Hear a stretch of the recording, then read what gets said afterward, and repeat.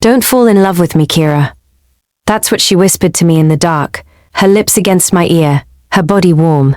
Her voice was soft, almost broken, like she was asking the impossible and knew it. It wasn't a command. It wasn't even a warning. It was a plea. And I should have listened. God, I should have listened. But you can't unfeel something just because someone asks you to.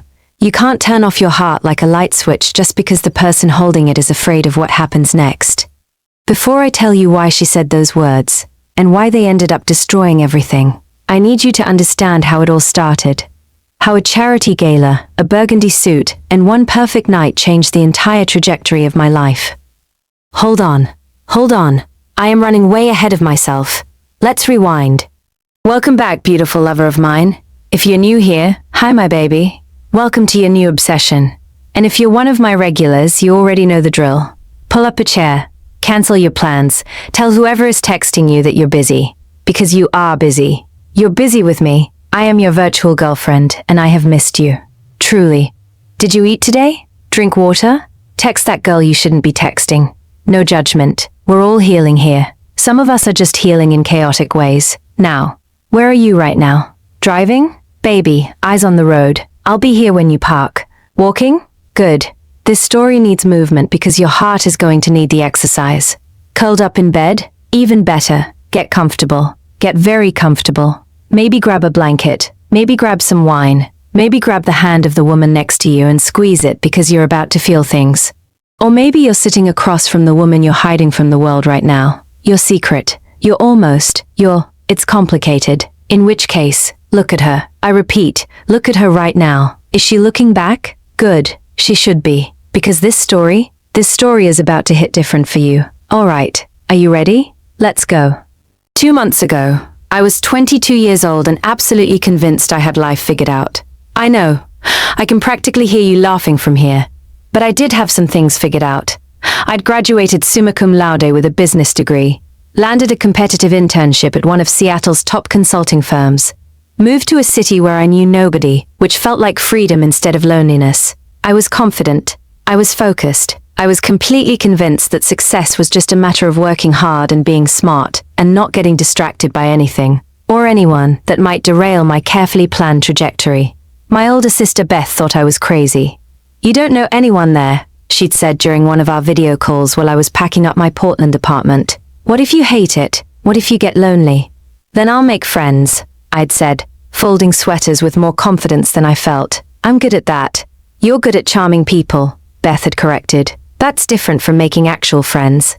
She wasn't wrong. I had a gift for reading rooms, for knowing exactly what to say to make people like me. My friends joked that I could talk my way into, or out of, anything.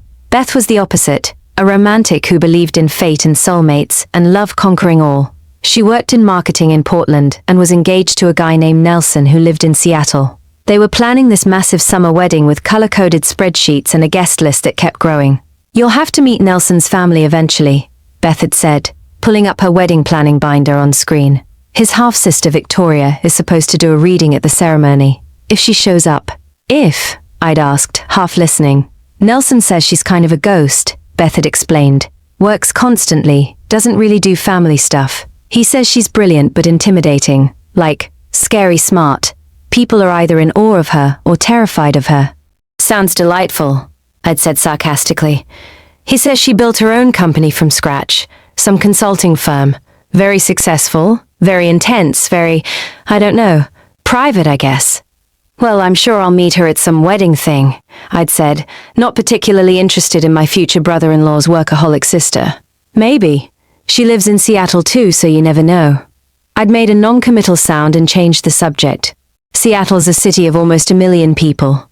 The chances of randomly running into my sister's fiancé's half-sister seemed slim to none.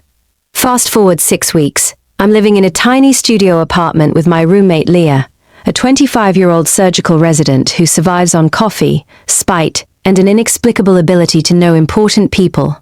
We'd met through a roommate matching site, and within a week of living together, I'd realized Leah had the kind of social connections that didn't make sense for someone who worked 80-hour weeks at a hospital. Which brings me to Friday, October 13th. I'm sitting on our second-hand couch, wearing sweatpants and researching consulting frameworks because I'm incredibly fun at parties, when Leah bursts through the door waving 2 embossed invitations like they're made of gold. "We're going to a gala tomorrow night," she announces. I look up from my laptop. "We're what?" "The Emerald City Charity Gala," she says, dropping the invitations on our coffee table. "Black tie, open bar, Seattle's elite. It's happening." "Leah, I can't afford." "Free tickets," she interrupts. "A surgeon I work with had a family emergency. Gave them to me. These are worth $2,000 each, Kira. Each." I blink at the invitations like they might bite me. "That's insane." "That's Seattle," she says with a shrug. "So we're going." I have nothing appropriate for. "Which is why I borrowed one from my friend who works in fashion," she says. "Shoes are mine. We're the same size. All you have to do is show up and not spill anything on yourself."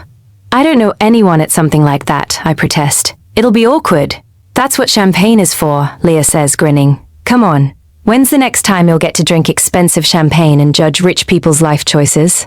She has a point. "Fine," I say. "But when I embarrass myself, I'm blaming you." "Deal," she says. "Now go try on the dress. We leave at 7 tomorrow."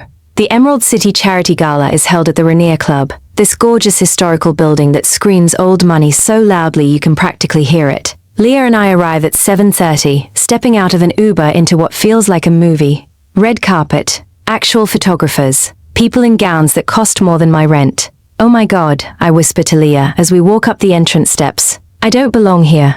"Neither do I," she whispers back, linking her arm through mine. "But we're going to pretend we do. Confidence, babe. Fake it till you make it." I don't even know what I'm faking. Rich, confident, like your family has a summer home in the Hamptons. I've never even been to the Hamptons. Exactly, that's what makes you believable. The ballroom is breathtaking. 20-foot ceilings dripping with chandeliers. Floor-to-ceiling windows showcasing Elliott Bay. A string quartet playing something classical in the corner. Servers gliding through the crowd with champagne and hors d'oeuvres that look too pretty to eat. Everyone looks expensive. Like, casual Friday means Gucci, expensive. I accept a champagne flute from a passing server and try to look like I attend events like this regularly. "You're fidgeting," Leah murmurs beside me. "I'm not fidgeting. You're absolutely fidgeting. Stop it. You look gorgeous. Just relax and enjoy the free champagne." Everyone here is like 40 and successful. We're babies. "I'm a doctor," Leah says. "You're a resident who lives on ramen and rage. Which makes me perfect for this environment," she says with a grin.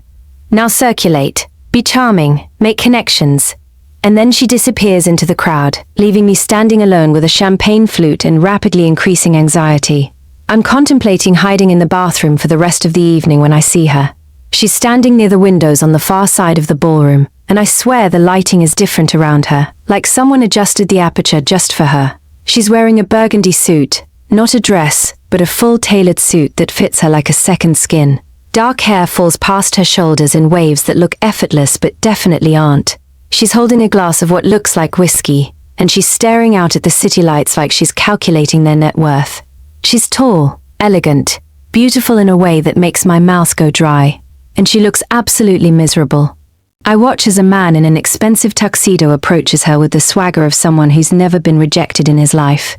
He says something. She gives him a smile. Polite, perfect, completely empty. He laughs at his own joke. She says something brief, takes a sip of her drink, and turns back to the window. Dismissed. He lingers, looking confused, then walks away. 30 seconds later, a gorgeous blonde in a red dress tries her luck, touches the woman's arm, leans in with a smile that's definitely flirting. The woman gently removes the hand from her arm, says something short, and turns away. It's like watching someone hold court at an event she's being forced to attend. Oh no! I turn to find Leah at my elbow, following my gaze. Her hand clamps around my wrist. "No," she says firmly. "What?" I ask innocently. "I know that look," she says. "That's your, I'm about to make a terrible decision look." I don't have a look. "You absolutely have a look, and you're making it right now," she insists. "Kira, that woman is..." "Stop," I interrupt, pulling my wrist free. "Whatever you're about to say, don't." Leah blinks at me. "What?" "You're about to tell me who she is," I say. "Her name, her company, her net worth, why I should stay far away, and I don't want to know." Leah repeats incredulously. "Nope, I'd rather she tell me herself, if she wants to." "Kira, she could literally ruin your life. You're spoiling the fun," I say, smiling. I'm just going to go talk to her, like a normal person, at a party, where talking to people is the actual point. She's not a normal person. Then I'll find that out myself, I say, already handing her my champagne glass. Wish me luck. Kira, don't. You're making a mistake. Probably, I'd said, already moving, but at least it'll be an interesting one. Kira, Leah hissed behind me. Kira, I swear to God.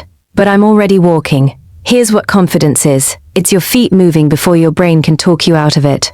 My heart is pounding. My palms are sweating, but I'm walking across this ballroom toward the most intimidating woman I've ever seen, and I'm committed now. She sees me coming. I can tell because her posture shifts. Subtle, but there. Like she's calculating whether I'm a threat or just another person who wants something. I stop about 2 feet away, close enough to be in her space. Not so close that it's invasive. She doesn't speak, just looks at me with dark eyes that are almost black in this lighting. One perfect eyebrow slightly raised. The eyebrow says, "This better be good." "Hi," I say. The eyebrow goes higher. "You look like you're either being held hostage," I continue, "or you lost a bet so catastrophic that this is your punishment." Silence. Then, just barely, the corner of her mouth twitches. "That's quite an assumption to make about a stranger," she says. Her voice is low, warm like expensive whiskey, with an edge that makes my stomach flip. "Not an assumption," I say. "An observation. You've checked your watch 4 times in the last 10 minutes. Your smile hasn't reached your eyes once all night. And you just dismissed 2 very attractive people like they were telemarketers." Now her mouth definitely curves.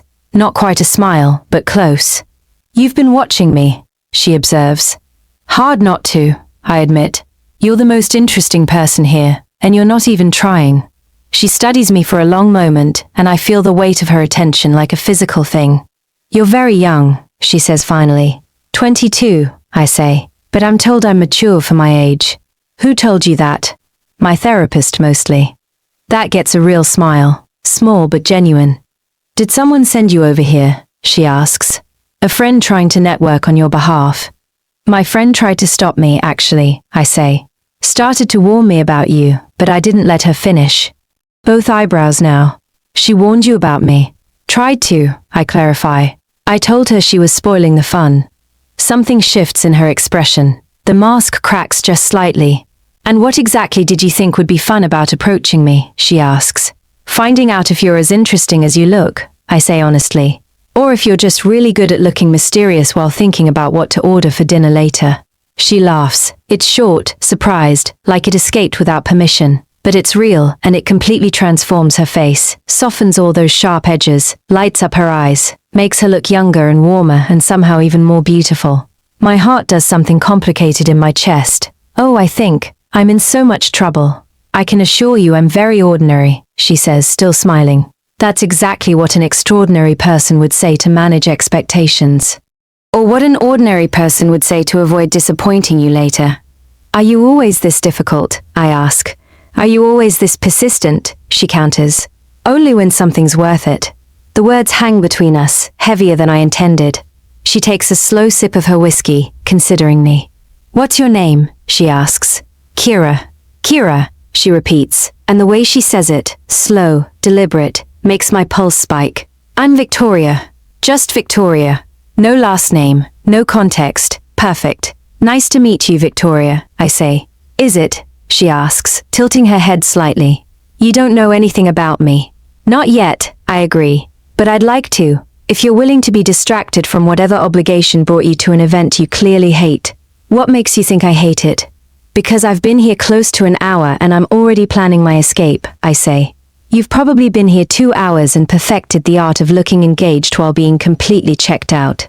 Her smile widens. "An hour and a half, but close." She pointed. "See, I'm very perceptive. Apparently." She gestures to a passing server, who immediately changes course toward us. She takes 2 fresh glasses of champagne and hands me one, her fingers brushing mine. "Since you've decided to rescue me from my misery," she says, touching her glass to mine with a soft clink, "the least I can do is buy you a drink." "It's an open bar," I point out. "Semantics," she says. "To escape routes and friends who don't let us hide in corners. To mysterious strangers who are definitely more interesting than they claim," I add. We drink, and I'm hyper-aware of how close we're standing now. Close enough that I can smell her perfume. something warm and sophisticated that I'll probably never forget.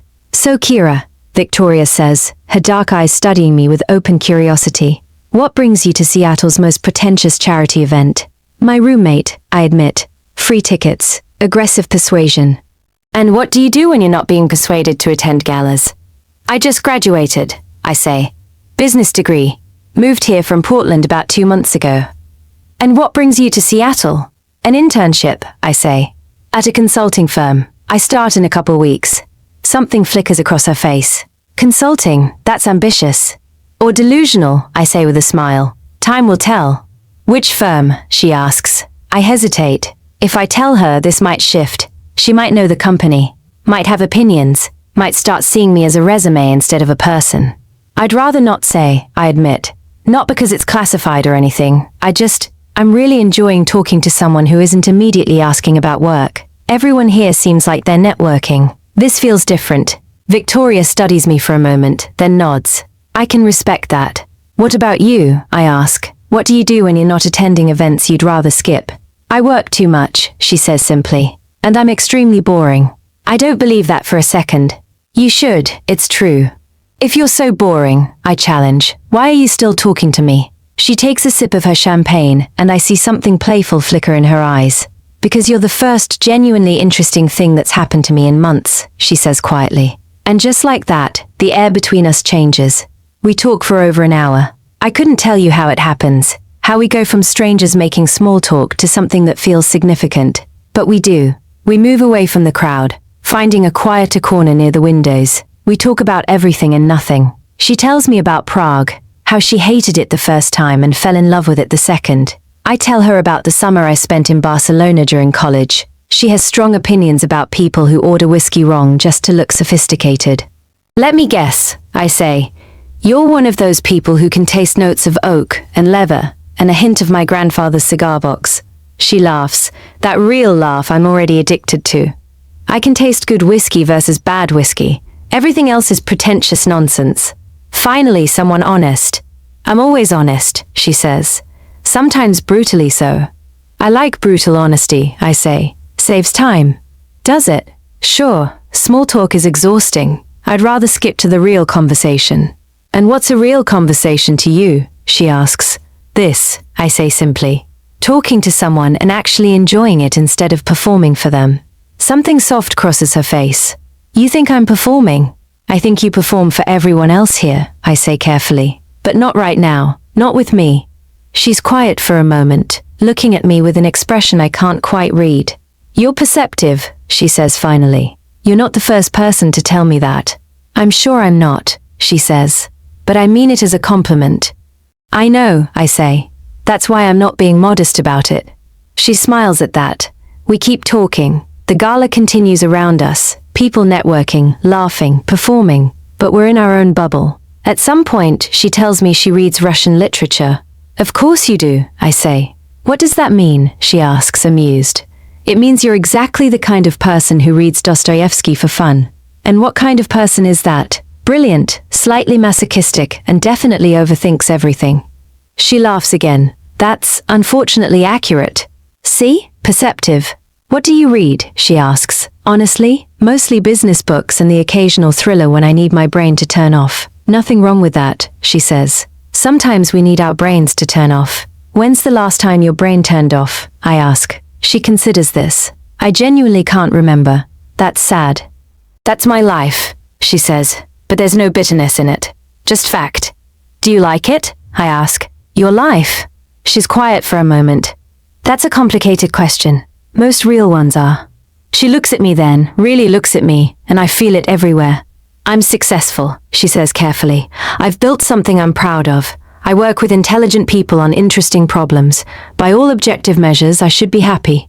But, I prompt, but sometimes I feel like I'm going through the motions, she admits. Like I'm doing everything right and feeling nothing. The honesty in her voice catches me off guard. Until tonight? I ask quietly. Her eyes meet mine. Until tonight. The moment stretches between us, charged with something I don't have words for. The string quartet had started playing something slower, and the crowd had thinned slightly as people moved to the dance floor or slipped out to the terrace. Victoria had glanced at her watch again. I should go. Something cold and sharp twisted in my chest. Already? It's late, and I have an early morning. Right, of course. I expected her to just leave, to nod politely and walk away, back to her ice queen life where people like me didn't exist. But she hesitated. I could see it, the war happening behind her eyes. Logic versus something else, something she didn't seem to want to name. It was nice talking to you, Kira, she finally said, and she sounded like she meant it. Truly. Take me home with you. The words came out before I could stop them, before I could think about them. They just existed, in the space between us, hanging there like a held breath. Victoria went completely still. I'm sorry, she said, her voice barely above a whisper. My heart was hammering so hard, I was sure she could hear it, but I held her gaze. Take me home with you, I repeated. Kira, she stopped, started again. I don't think we should. I'm not asking you to do anything. I'm asking you to not go home alone tonight. And I'm asking if I can be the person who makes sure you don't have to. That's the same thing, she said. Maybe, but it sounds nicer when I say it. She closed her eyes. I watched her take a breath. One long, measured inhale, like she was centering herself. I'm 30, she said, opening her eyes. You're what, 22? 22 and a half, if we're being precise. This is a terrible idea. Probably. I don't know you, she said. Then let's fix that. Something in her expression shifted, the resistance cracking, layer by layer, until what was left underneath was raw and honest and terrifying. I don't do this, she repeated, but her voice had changed, softer, almost a plea. Then let me be your one exception, I whispered. She held my gaze for 3 more agonizing seconds. Then she drained the last of her whiskey, set the glass on the nearest table, and said, Okay, come home with me. She called a car with a simple text. A sleek black sedan appeared at the front entrance within 3 minutes, the kind of service that came from having money and using it efficiently. We rode in charged silence. Her hand rested on the leather seat between us, inches from mine. I could feel the heat of her, the tension. Every time the car turned, our shoulders brushed, and I felt it like electricity. Her building was downtown. A high-rise with a doorman who greeted her by name and didn't even blink at me being with her. Evening, Miss Hartley. Good evening, James. The elevator required a keycard for the penthouse level. We rode up in silence, watching the numbers climb. 15, 20, 30, 35. The doors opened directly into her apartment. This is, I started, stepping into the space. Too much? She supplied, a hint of self-deprecation in her voice. I was going to say breathtaking, I replied. Floor-to-ceiling windows showcasing the entire Seattle skyline. Minimalist furniture that looked like it belonged in an architecture magazine. Art on the walls that was probably worth more than my student loans. Everything white and clean and carefully controlled. Wine? She offered, moving toward the kitchen. Sure. She poured 2 glasses of red from a bottle that I knew, even without seeing the label, cost more than my weekly grocery budget. We stood in her living room, suddenly hyper-aware of the decision we'd both made, the line we were about to cross. I don't even know your last name, I said. Does it matter? I guess not. She set her wine glass down on the coffee table. Kira, if you want to leave, if you change your mind, if this is too fast or too much or just too anything. I kissed her. Just stepped forward and kissed her, cutting off whatever rational or careful thing she was about to say. For a heartbeat, she froze. Then her hands came up to cup my face, and she kissed me back like she'd been waiting all night for permission. It was electric, consuming, like we'd both been holding back for hours and finally let go. When we broke apart, both breathing hard, she whispered, "Bedroom?" Yes. After she gave me the best night of my life, she pulled me close, pressed her lips to my ear, and whispered, "Please don't fall in love with me, Kira." Then she rolled over and fell asleep, just like that. Like she hadn't just rearranged every organ inside my body. Like she hadn't just whispered things to me that I'll still be hearing in 10 years. Like she hadn't just touched me in places I didn't know were waiting for her. She just slept, peacefully, while I lay there staring at the ceiling like a woman who had just walked into a hurricane and was still trying to find her footing. Don't fall in love with me. As if I had a choice. As if love was something you decided with your brain and not something that happened to you in the dark when someone's mouth found that spot behind your ear and your whole body said yes before your mouth could even open. As if I hadn't already fallen. Way before her voice. Way before that whisper. I woke to sunlight streaming through floor-to-ceiling windows and an empty bed. For a moment, I just lay there, processing.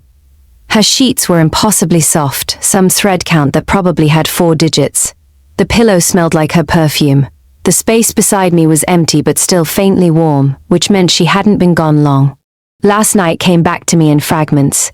Her hands in my hair, the sound she'd made when I'd kissed her neck, the way she'd whispered my name like it was something precious. It had been intense and passionate, and easily the best night of my life. I found my dress in a trail leading from the living room. My heels were by the front door. Her burgundy jacket was draped over a dining chair. I made myself as presentable as I could and followed the sound of a coffee machine to the kitchen. She was already dressed, tailored black trousers, crisp white blouse, hair pulled back in a sleek, severe ponytail. She looked exactly like someone preparing for a conference call with London. Professional, composed, untouchable. Nothing like the woman who'd pulled me against her kitchen counter last night with desperate, trembling hands. She glanced up when I entered, and something flickered across her face, so fast I almost missed it. But then it was gone, replaced by a polite, distant smile that felt like a door closing. "Good morning," she said. Her voice was cool, controlled, almost formal. "Coffee?" The shift in energy was jarring, like whiplash. "Sure, thanks," I managed, suddenly hyper-aware of my messy hair and probably smudged makeup. She poured a cup, slid it across the counter toward me. We stood on opposite sides of her kitchen island, the same island where, hours ago, she'd kissed me like the world was ending. "There's oat milk in the fridge," she said. "You mentioned last night that you don't do regular milk." I blinked. She'd remembered that small detail from our conversation at the gala. "Thanks," I said, retrieving the oat milk with slightly shaking hands. We stood in loaded silence, her on one side of the island, me on the other, a barrier between us that felt both physical and metaphorical. "About last night," I started. "Was a one-time thing," she finished, her tone matter-of-fact. Not cruel, but cold. Clinical. The words hit like a bucket of ice water. "A one-time thing. I don't do this," she continued, still not quite meeting my eyes. "I don't bring strangers home. I don't have casual encounters. Last night was an error in judgment on my part."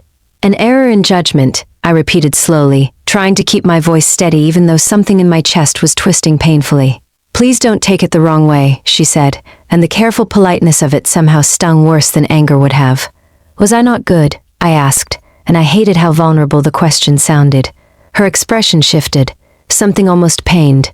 "You were wonderful, Kira. Truly. Last night was unexpected and lovely, but it can't happen again." I set down the coffee cup I'd barely touched, my hands needing something to do. "Right, of course, one night, got it. I want to be clear. This isn't about you," she continued, like she was delivering a practiced speech. "This is about me and my life and the fact that I have structure, rules, a way of doing things that doesn't accommodate complications." "Is that what I am? A complication?" She finally met my eyes, and I saw conflict there, brief but real. "Right now, you're a beautiful stranger I had an incredible night with, and that's all this can be." I wanted to argue, wanted to tell her that incredible didn't even begin to cover it, that I'd been with other people before and it had never felt like that, like something fundamental had shifted in me, that the way she'd touched me felt important in a way I couldn't articulate. Instead I said, "Okay, okay, okay, no complications, no repeat performances, just a good memory." I pulled out my phone to order a car, needing to do something with my hands, needing to leave before I said something I'd regret. "I should go anyway. You don't have to rush." "I have a thing this morning," I said, not looking at her, "with my new employer. Orientation before I start in a couple weeks." "On a Saturday?" "Yeah. They apparently do a whole," I waved my hand vaguely, "thing. Meet the team, get the paperwork started. It's a big firm, very corporate." She was quiet for a moment. "Well, I'm sure they're lucky to have you.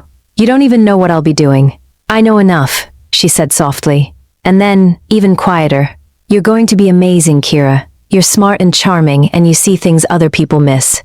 Whoever they are, they'd be fools not to see that." The words were warm. Her tone was not. It was the tone of someone saying goodbye. My car notification pinged. "That's me." I gathered my clutch, slipped on my heels by the door. My dress from last night felt ridiculous in the morning light, too formal, too obvious. A walk of shame in expensive fabric. Victoria, I said from the doorway, making myself look at her one more time. She was leaning against her kitchen counter, arms crossed, looking simultaneously perfect and miserable. Thank you, I said. For last night, for the coffee, for being honest with me, even if I don't particularly like what you're saying. Something cracked in her carefully controlled expression. Just for a second. Then the mask returned, smooth and impenetrable. Good luck with your orientation, she said, and with your internship. I mean that. The door closed behind me with a quiet final click. It was a walk of shame.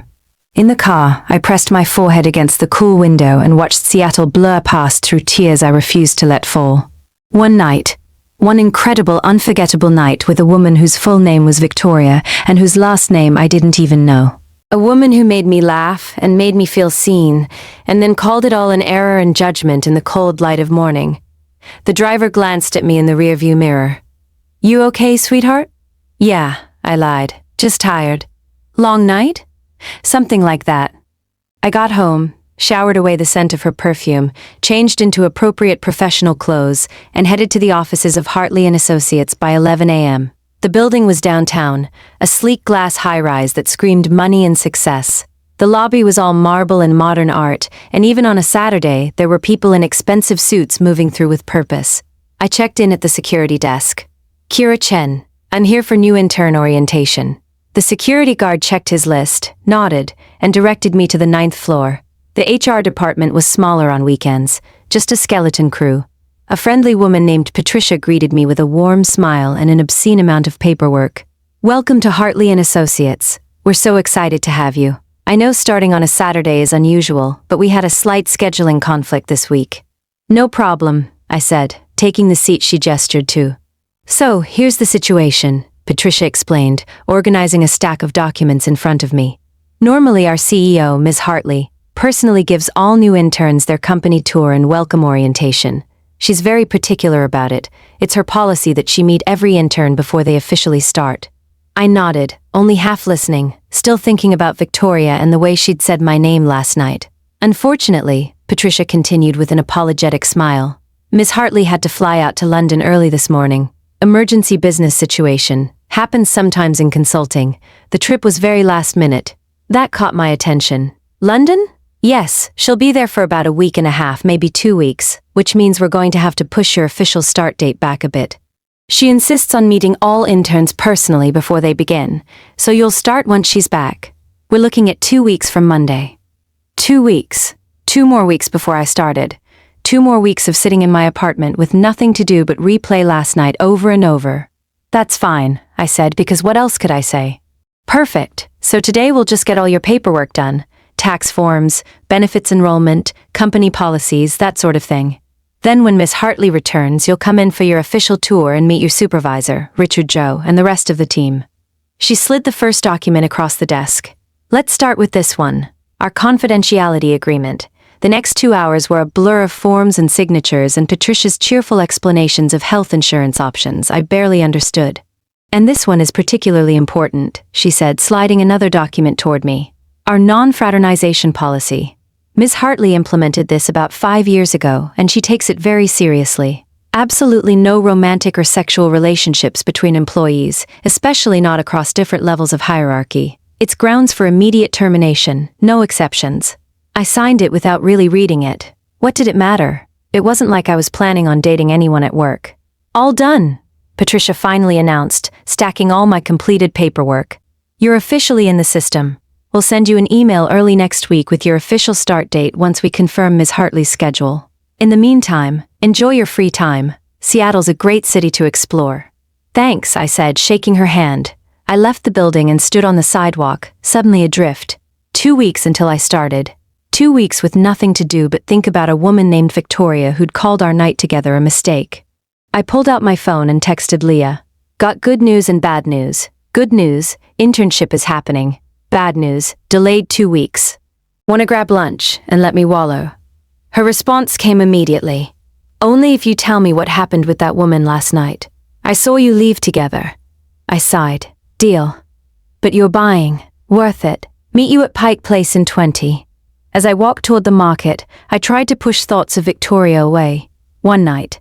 That's all it was. All it would ever be. I just needed to forget her and move on. Spoiler alert, I did not move on. The next 2 weeks were torture in the most mundane way possible. I had nothing to do, no structure to my days, no distraction from my own thoughts. Leah had eventually dragged the whole story out of me over lunch. That first day, the gala, the conversation, Victoria's apartment, the incredible night, the cold morning after. Wait, Leah had interrupted, her fork frozen halfway to her mouth. You still don't know her last name, do you? She only told me Victoria. And you didn't think to ask. I didn't want to ruin the moment by making it about who she was instead of just who she was with me, if that makes sense. Leah had given me a look that was equal parts sympathetic and exasperated. Kira, babe, you've got to stop romanticizing women who are clearly emotionally unavailable. I'm not romanticizing. You are. Who she was with me. Are you listening to yourself? You sound like a Hallmark movie. She kicked you out the morning after and called it a mistake. An error in judgment, technically, I corrected. That's worse. That's so much worse. Leah had reached across the table to squeeze my hand. Look, I get it. She sounds amazing. The night sounds amazing. But she made it very clear she doesn't want anything more, and you need to respect that and move on. I know, I'd said miserably. Do you? I'm trying to. But trying and succeeding were very different things. I spent those 2 weeks exploring Seattle, trying to fall in love with my new city. I walked through Pike Place Market, hiked up to Kerry Park for the view. Spent afternoons in coffee shops, pretending to read while actually just replaying every conversation, every look, every touch from that night. I kept catching myself looking for her. In coffee shops, on the street, in the lobby of every building I entered, looking for dark hair and burgundy suits and that particular way she had of holding herself. Like she was both completely comfortable and slightly removed from everything around her. It was pathetic, and I knew it. You need to stop, I told my reflection one morning, 2 weeks into my involuntary break. She was clear. It was one night. You need to let it go. My reflection did not look convinced. That afternoon, I got the email from Patricia. Hi Kira.